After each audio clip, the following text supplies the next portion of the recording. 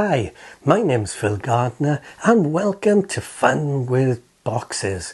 Well, if you follow the channel, you will know that I do enjoy a small box games. In fact, you could even say we're obsessed with getting small box games. And if you watched the last few episodes, you probably will be thinking, no, all he buys is big box, all in super duper Kickstarter crowdfunding campaign games. Well, I get them all really, and the ones in between, because I simply love board games. But I do in particular love a small box game, and this is an example. Look how small this game is. It's a very small card game called Milkuro. I think it's published by Design. I shall pop the information up on the screen there for you. And this is a rather wonderful game for 2 to 4 players and will last you around 20 to 30 minutes. And I believe this was first published in Japan, and indeed this copy is from Japan. I'm not sure how widely available this is, but if you do spot it, I would strongly suggest picking it up because it's a cracking little game. Well, before I start waxing lyrical about it, let's take a Fun with Boxes look at what you get inside a game of Milkuro.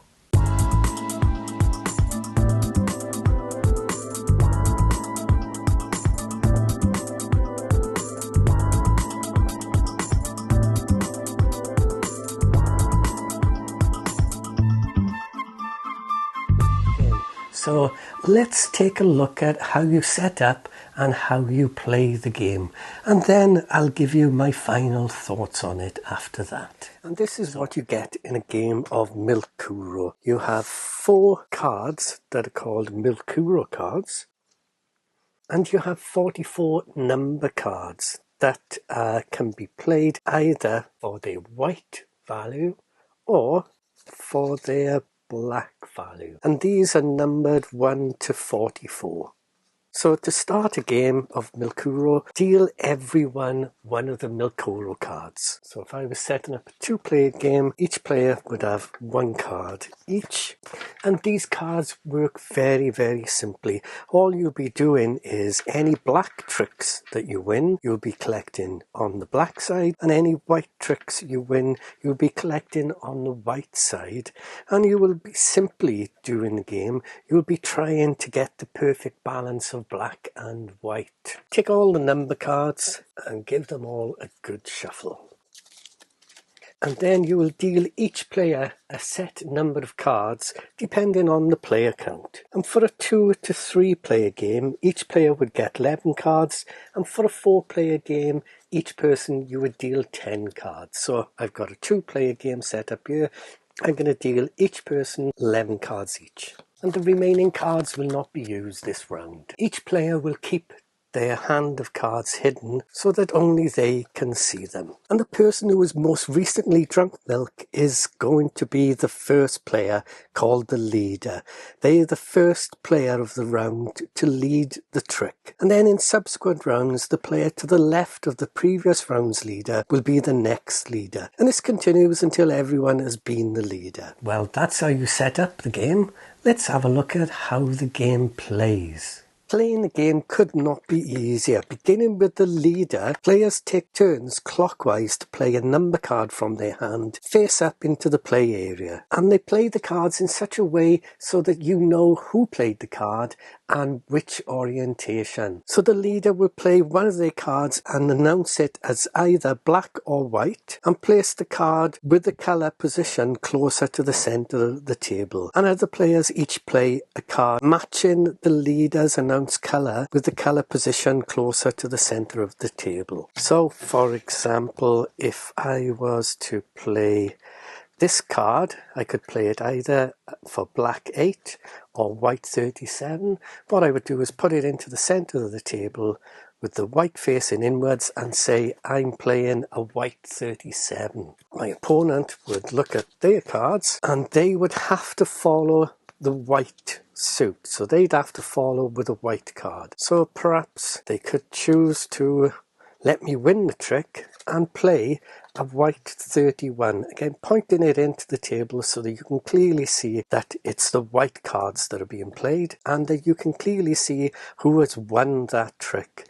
So I would have won this trick, so I would take all the cards and then place them as a stack onto the matching side of my card. So I won white, so I'll place this onto the white side of my card. So I now have 1 white trick and 0 black tricks. And the player who won the trick will lead the next card. So, for example, on this, I could switch things round now and play a black 43. And my opponent would have a look at their hand.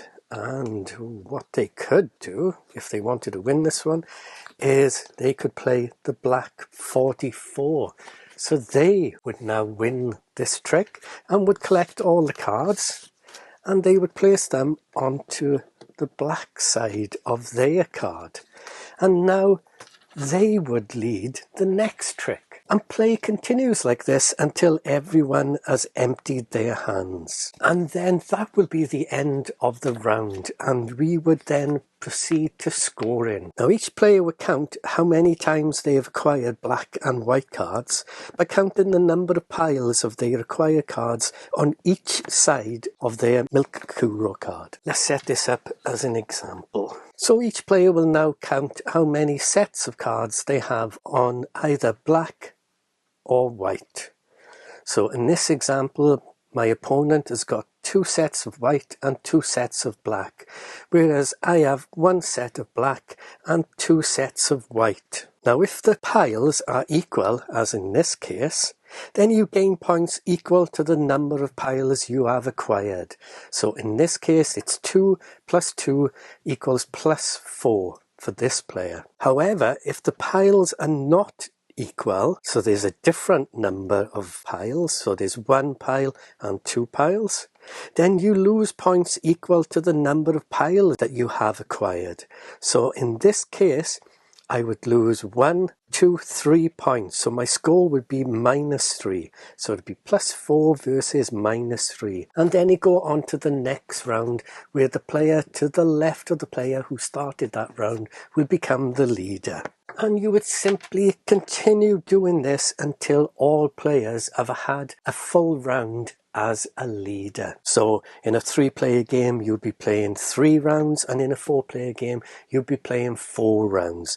And you would add up all the scores, and the player with the highest total score will win the game. And in a case of a tie, tie players will share the victory. Now, the rules for a 2-player game. There's a slight change for the 2-player game in that each player counts the number of times they have acquired black and white cards, as you would normally, and the player who has won them with the fewer differences will win that round. And it's the first player to win 2 rounds would win the game.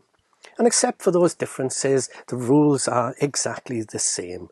So in this case, my opponent has got a proper balance of 2 and 2, whereas I have a difference of 1 because I've got 1 and 2. So I got a difference of 1. That means I lose that round and my opponent wins the round.